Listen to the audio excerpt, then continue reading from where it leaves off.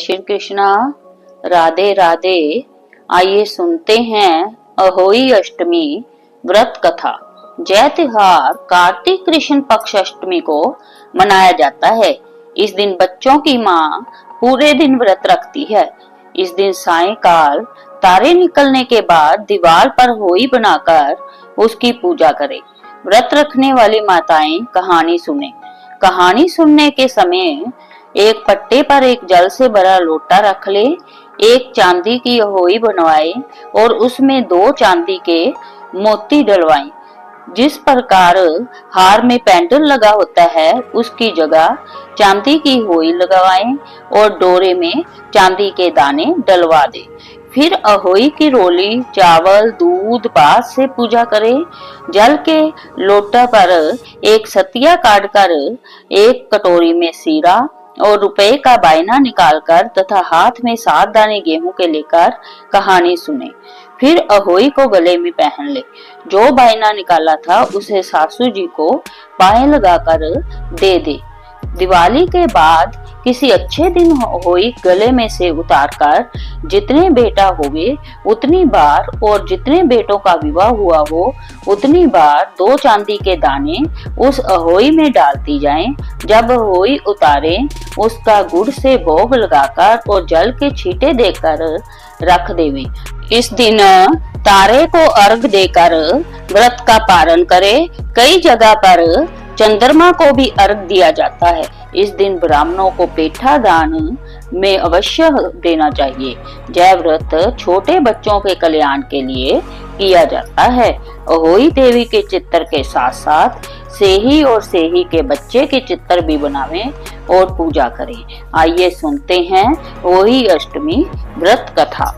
एक शाहूकार के 7 बेटे 7 बहुएं और एक बेटी थी। एक दिन 7 बहुएं और बेटी खादान से मिट्टी लेने गई। मिट्टी खोदते समय नंद के हाथ से स्याऊ का बच्चा मर गया। तब स्याऊ माता बोली कि तेरी खोख बांधूंगी। तब नंद ने सब भाभियों से कहा कि मेरे बदले तुम अपनी कोख बंधवा लो। तो 6 भाभियों ने तो मना कर दिया, परंतु छोटी भाभी ने सोचा अगर मैं अपनी कोख नहीं बंधवाऊंगी तो सासू जी नाराज होगी, इसलिए उसने अपनी कोख बंधवा ली। तब उसके बच्चा होता और होई साते के दिन मर जाता। एक पंडित को बुलाकर पूछा कि क्या बात है जो मेरा बच्चा अहोई साते के दिन मर जाता है। तब उसने कहा कि तू सुरही गाय की सेवा कर। सुरही गाय स्याऊ माता की सहेली है, वह तेरी कोख छोड़ेगी, तब तेरा बच्चा जिएगा। वह सुबह जल्दी उठकर सुरही गाय का काम कर रहा थी। गौ माता ने सोचा कि आजकल कौन मेरी सेवा कर रहा है, मेरी बहुएं तो काम करती हुई लड़ाई करती है। तो गौ माता ने सुबह उठकर देखा शाहूकार के बेटे की बहू है जो सारा काम कर जाती है। गौ माता बोली तेरी क्या इच्छा है जो तू मेरा इतना काम करती है, मांग क्या मांगती है। तो शाहूकार की बहू बोली मुझे वचन दे दो। तो गौ माता ने वचन दे दिया। तब वह बोली कि स्याऊ माता तुम्हारी सहेली है और स्याऊ माता ने मेरी कोख बांधी है, सो तुम मेरी कोख छुड़वा दो। जब गौ माता 7 समुंदर पार अपनी सहेली के पास जाने लगी तो रास्ते में धूप थी। वह पेड़ के नीचे बैठ गई। थोड़ी देर में एक सांप आया और पेड़ पर गरुड़ पंखनी का बच्चा था जिसको डसने लगा। तो शाहूकार की बहू ने सांप को मारकर डाल के नीचे दे दिया और बच्चे को बचा लिया।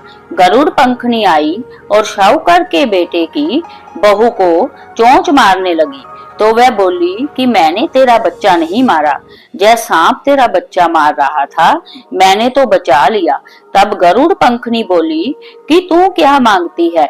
वह बोली 7 समुंदर पार स्याऊ माता रहती है, हमको उसके पास पहुंचा दो।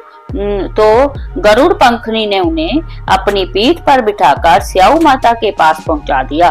तो स्याऊ माता बोली आओ बहन, बहुत दिन में आई। और स्याऊ माता बोली कि मेरे तो सिर में जूं पड़ गई। फिर शाहूकार की बहू ने उसकी सारी जूं निकाल दी। तब स्याऊ माता बोली, तूने मेरी बहुत भलाई करी, इसलिए तेरे 7 बेटे 7 बहुएं हो। तो बहू बोली कि मेरे तो एक भी बेटा नहीं, 7 कहाँ से हो गए? तब स्याऊ माता बोली, क्यों नहीं हो गए? तब वह बोली कि पहले मुझे वचन दो। स्याऊ माता ने कहा, अगर मैं वचन से फिर जाऊं तो धोबी के घाट पर काकरी हो जाऊं।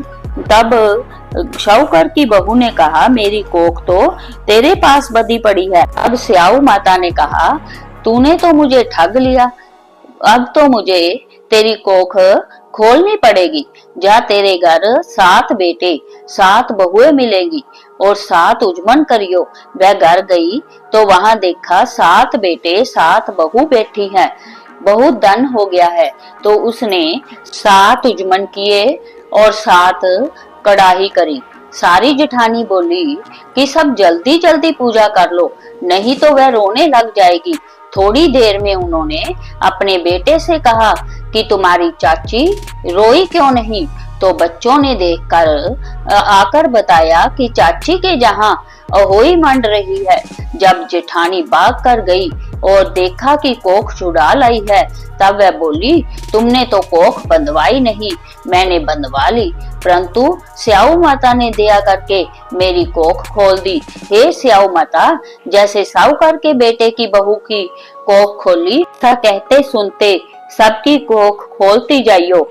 यदि किसी स्त्री के बेटा हुआ हो या बेटे का विवाह हुआ हो, तो होई व्रत की समाप्ति का उत्सव करे। एक थाली में 7 जगह 4-4 पूड़ी और थोड़ा थोड़ा सीरा रखें। इसके अलावा एक साड़ी और एक ब्लाउज 1 रुपए के साथ थाली में रखकर और थाली के चारों ओर हाथ फेर कर अपनी सासू जी के पांव लगाकर उन्हें दे दे। सासू जी साड़ी और ब्लाउज अपने पास रख ले। सीरा पूड़ी का बायना बांट देवे। यदि लड़की कहीं अन्य जगह हो तो उसके लिए बायना वहीं भेज देना चाहिए।